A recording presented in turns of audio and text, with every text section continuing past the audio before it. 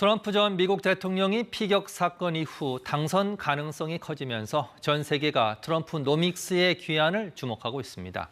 그의 말 한마디 한마디에 파장이 예상되는데요. 국내 경제엔 어떤 영향을 미칠지 지금부터 전망해 보겠습니다. 김광석 한국경제산업연구원 연구실장 나와 계십니다. 어서 오십시오. 안녕하세요. 자, 먼저 미국 증시 얘기부터 해보겠습니다. 네. 다우지수 연일 사상 최고치를 갈아치우고 있는데 피격 사건이 일부분 영향을 줬다. 맞습니까? 네, 피격 사건도 분명 영향을 줬을 겁니다. 네. 다만 그것보다 조금 더 강한 영향은 금리 인하 기대감이 폭발적으로 고조된 것입니다. 예. 9월에 확실히 금리 인하 있겠다라는 기대감으로 주식시장에 더 많은 돈이 유입된 것이라고 해석해 볼 수 있겠습니다. 자, 그런데 시장에서는 트럼프의 재선 가능성을 높게 보고 있는 것 같아요. 네. 이른바 트럼프 트레이딩 업종이 좀 뜨고 부각되고 있는 거죠? 네, 맞습니다. 일단 트럼프 하면 자국 우선주의를 상징하는 인물이죠. 그렇죠. 예. 워낙 또 기업을 이렇게 우선적으로 하는 행보도 많습니다. 예를 들면은 뭐 법인세를 인하한다든가, 예. 또 기후 변화 대응을 위한 규제 같은 것들도 완화해 준다든가, 그러니까 친기업적인 행보를 보이기 때문에 상대적으로 미국 주식 시장에 긍정적인 영향을 받는데, 예. 특히 첫 번째는요, 트럼프 전 대통령이 가장 촉진하고자 하는 산업들, 예. 예를 들면 석유화학 산업이라든가 예. 바이오 헬스 이런 영역에 트레이드가 좀 몰리고 있다. 예. 두 번째는 또 코인인데요. 내가 그냥 가상자산 대통령이 되겠다. 크립토 프레지던트가 되겠다라는 표현까지 했었습니다. 네. 그러니까 이런 것들이 가상화폐 시장도 뜨겁게 달고는 영향을 미치고 있다 이렇게 볼 수 있겠습니다. 예. 자, 시장에서는 뭐 금리 인하 얘기 다시 좀 해보겠습니다. 네. 9월에 금리 인하 가능성을 기정사실로 여기고 있는데 네. 오늘 트럼프 전 대통령이 이런 발언을 했습니다. 11월 대선까지는 금리 인하를 하지 말아라. 어떤 의도일까요? 일단 미국 국민이 현재 느끼고 있는 경제적 부담감 하면 예. 높은 금리일 것입니다. 예. 그러면 바이든 행정부 기간 동안 대선을 앞에다 두고 금리를 전격 인하해 준다라고 한다면 네. 국민적 공감을 굉장히 많이 받을 수 있겠죠.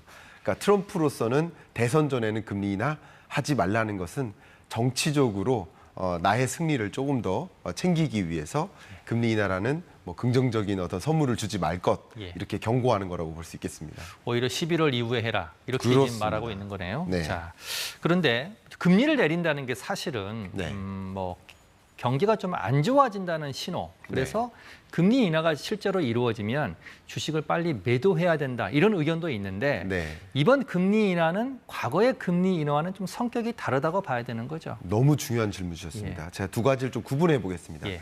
2008년 글로벌 금융위기가 있었죠.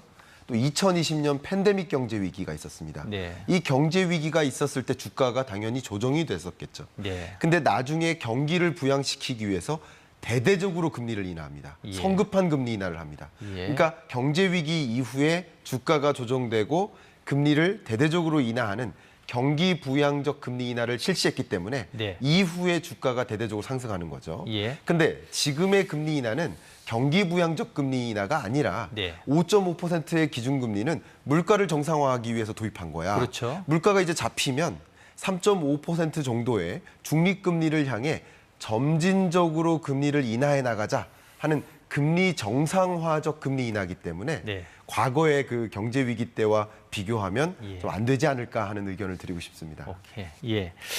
자, 트럼프 전 대통령 오늘은 관세 이야기도 했습니다. 네. 뒤로 한번 보실까요? 자, 중국에는 최대 100% 관세, 그 외 국가에는 10%의 관세를 부과한다. 자, 두 가지 질문 드리겠습니다. 네. 자, 뭐 보호 무역주의를 부활하겠다는 건데 그렇습니다. 저렇게 10% 관세 부과가 가능한 건지 네. 두 번째는 저렇게 된다면 중국과 다시 무역 전쟁이 시작되는 거 아니겠습니까? 어떻습니까? 뭐 가능하다라고 할 수도 있겠지만 모든 품목에 걸쳐서 100%를 이렇게 때리기보다는 네. 자국의 우선적으로 자국의 경제에 피해가 안 주는 방향으로 네. 관세를 100%까지 끌어올리겠다라는 계획이고요. 예. 과거로 돌아갔을 때 트럼프 1기, 예. 2017년 이후에 미중 무역 전쟁이 그때도 본격화된 고관세였습니다. 그렇습니다. 그렇죠? 예. 지금도 미국 국민의 중국에 대한 비우호적 감정이 극에 달하고 있기 때문에 트럼프로서는 역시 그런 감정을 정치적으로 활용하기 위해서 내가 당선이 되면 중국을 대대적으로 때리겠다. 예. 내가 당선이 되어야만 제1의 우선시대는 미국만 남는 것이다. 라고 강조하는 정치적 표현도 분명히 향후에 반영될 수 있겠다라고 의견을 드리겠습니다. 자, 그럼 우리 경제에 미치는 영향을 좀 분석해 보겠습니다. 네. 우리가 대미 수출 의존도가 높지 않습니까? 그렇습니다. 자, 관세를 10% 올리면 우리 경제에는 어떤 영향을 미칠 수 있을까요? 일단 기본적으로 미국이 관세를 올리면 다른 나라들은 가만히 있는 게 아닙니다. 미국과 우호적 관계가 있지 않은 다른 나라들도 역시 예. 중국도 그밖에 다른 비우호적 관계에 있는 다른 국가들도 같이 관세를 올립니다. 예. 그러니까 극단적 보호무역주의의 시대가 오는 겁니다. 예. 그럼 기본적으로 우리나라는 무역 의존도가 높은 나라로서 굉장히 위협적인 일이 발생할 수 있겠다라는 걱정이 한 가지 들고요. 예. 두 번째는 미국에 대한 수출 의존도가 전체 수출의 20% 이상 차지합니다. 네. 그럼 대미 수출에도 영향이 있겠고요. 예.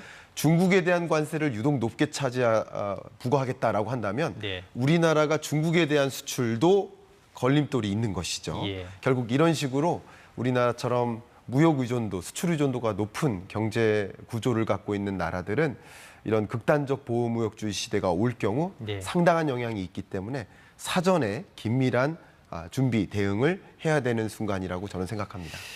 예, 자, 관세뿐만이 아닙니다. 질문 하나만 더 드릴게요. 네. 타이완이 반도체 사업을 다 가져갔다. 네. 오늘 발언을 또 했습니다. 자, 그리고 원래 인플레이션 감축법 별로 좋아하지 않았기 때문에 축소하거나 폐지하겠다. 이렇게 지금 원칙을 밝혀왔는데 그렇습니다. 국내 기업들이 당장 지금 영향을 받고 있는 거죠? 네, 그렇습니다. 주가의 그 영향이 고스란히 나타나고 있는데요. 예.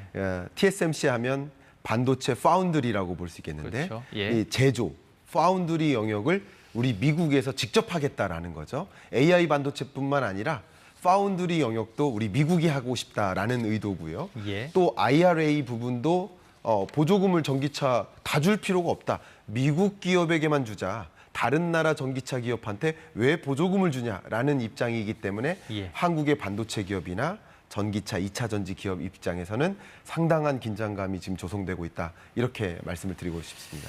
예, 우리 경제에 미치는 영향을 좀 잘 분석해서 미리미리 좀 대응을 해야 될 것 같습니다. 자, 오늘 말씀 감사합니다. 김광석 한국경제산업연구원 연구실장이었습니다. 고맙습니다. 감사합니다.